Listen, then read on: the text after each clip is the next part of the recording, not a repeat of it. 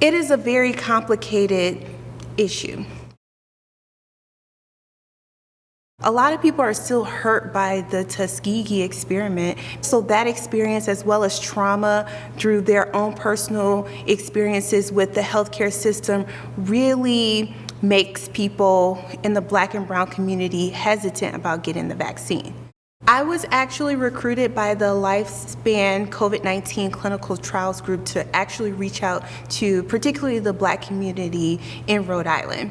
So Pastor Justin was one of the first people that I spoke to about this and gave me the opportunity to speak to his congregation. Dr. Byrd has been a godsend. We're only as strong as the people around us. So that's why I try to surround myself with wise people. I'd rather get the people who are on the ground doing the work so that my church knows that in due season, whatever else comes down the road, they can trust that when I open my mouth, it is informed, prayed over, fasted over words.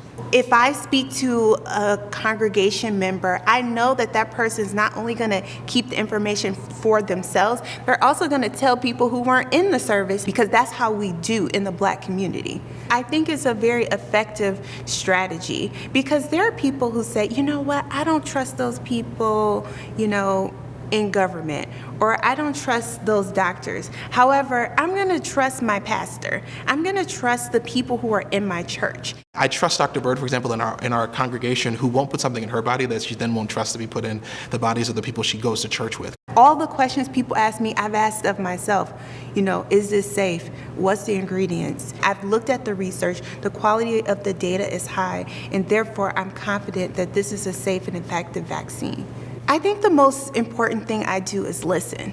I listen to people's fears. I listen to the reasons why they don't feel comfortable with getting the vaccine. And I validate their feelings, because what they're feeling is okay. And I think I give people permission to feel hesitant about it.